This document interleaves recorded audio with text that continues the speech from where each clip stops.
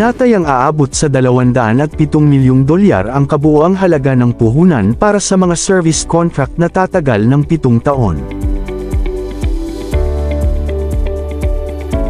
At bago natin ituloy, kung ikaw ay bago pa lang sa aking YouTube channel ay huwag kalimutan mag-subscribe at i-click na rin ang bell icon para lagi kang updated sa mga bago kong upload video. Bagong petroleum service contracts para sa petrolyo sa hydrogen exploration sa iba't ibang bahagi ng bansa.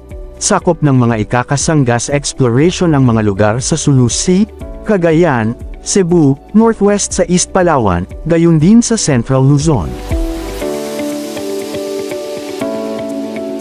Kabilang din sa mga isasagawang aktibidad ang mga geological at geophysical surveys gaya ng seismic at aeromagnetic studies upang matukoy ang mga posibleng lugar para sa pag-drilling, na may potensyal ding matuklasan ang native hydrogen reservoirs at mga bagong petroleum fields. Sinabi ng Kagawaran ng Energy na ang paggawad ng mga service contract (SC) ay nangangahulugang ang paggalugad para sa mga potensyal na mapagkukunan ng petrolyo at hydrogen sa mga pangunahing lugar sa buong Sulu Sea, Cagayan, Cebu, Northwest Palawan, East Palawan, at Central Luzon ay maaari na ngayong magsimula. Ang Pilipinas ay isang pangunahing import ng mga produktong petrolyo, na pangunahin mula sa gitnang silangan. Ang bansa ay nag-import ng higit sa 340,600 barrels ng likidong gasolina noong nakaraang taon, nakatumbas ng humigit kumulang na 99.68% ng buong supply ng petrolyo ng Pilipinas. Upang mabawasan ang pag-asa sa na-import na langis at dagdagan ang paggamit ng mga indigenous resources, ine-explore din ng Pilipinas ang potensyal ng hydrogen bilang isang alternatibong gasolina. Mula sa conventional petroleum hanggang sa native hydrogen, pinapalawak ang mga hangganan ng paggalugad ng energy ng Pilipinas. Sinabi ng DOE na ang lahat ng mga iginawad na mga kontrata ay sumailalim sa isang transparent at mapagkompetensyang proseso ng pagpili sa ilalim ng Philippine Conventional Energy Contracting Program.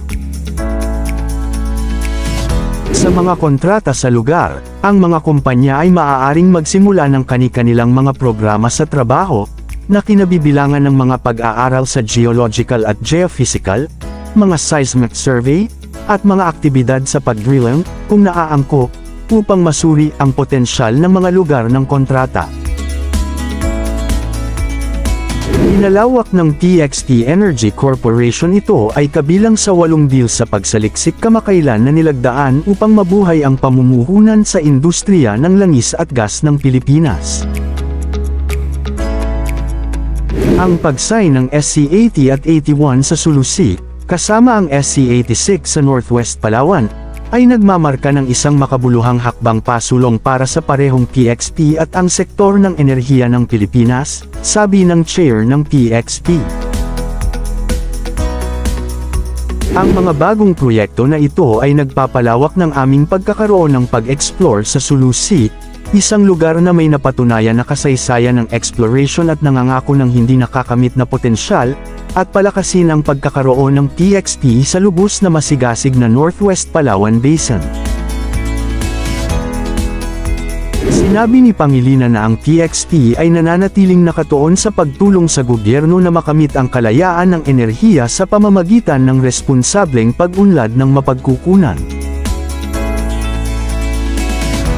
Ang mga service contract 80 at 81 ay matatagpuan sa Timog Kanluran na Sulu Sea at magkasama na pinamamahalaan ng Kagawaran ng Enerhiya at ang Bangsamoro Autonomous Region sa Muslim Mindanao.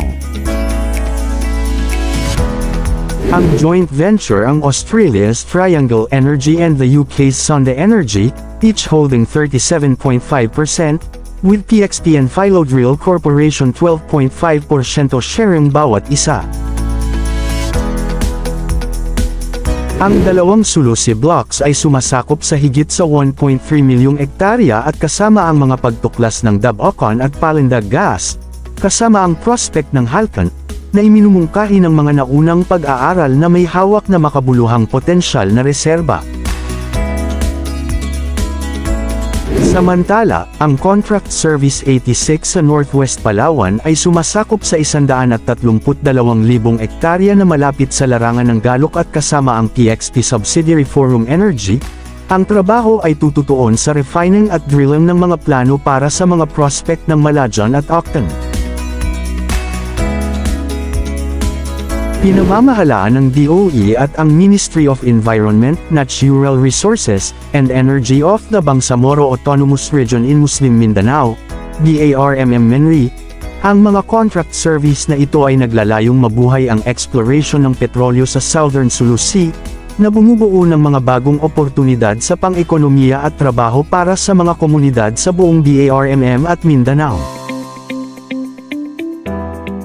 Ang proyekto ng Malampaya Deep Gas to Power Project, ang una at tanging mapagkukunan ng gasolina ng bansa, na kasalukuyang nagbibigay ng halos 40% ng mga pangangailangan sa kuryente ng Luzon. Ito ay inatasan noong 2001, ngunit inaasahan na maubos sa komersyo ng 2027 kasama ang supply nito na inaasahan na hamina simula noong 2024. Matatandaan na sinabi ng Kagawaran ng Energy, DOE, na ang 7th Generation Drillship Noble Vikang ay dumating sa site ng drill ng Bagong Pag-asa, sa Palawan Island. Ang Service Contract Number 38, na sumasakop sa proyekto ng Malampaya, ang panahon ng konsesyon ay pinalawak ng isa pang 15 taon o hanggang February 2039. Pinatunayan ng DOE ang proyekto ng Malampaya Phase 4 bilang isang proyekto ng energy ng pambansang kabuluhan ng DOE noong Oktubre. Ang sertipikasyon ay naghanda ng daan para sa mas mabilis na pag-aproba ng regulasyon. Ang Malampaya Consortium ay pinamunuan ng Operator Prime Energy Resources Development BV ng Razon Group. Ang proyekto ng Malampaya ay nagbibigay ng 4 na mga planta ng kuryente sa Luzon na may pinagsamang kapasidad na 3,200 megawatts. Coal pa rin ang pinakamalaking pinagmumula ng kuryente sa Pilipinas, kahit ito ay napakarumi, hindi mura, at kadalasang dahilan ng power crisis.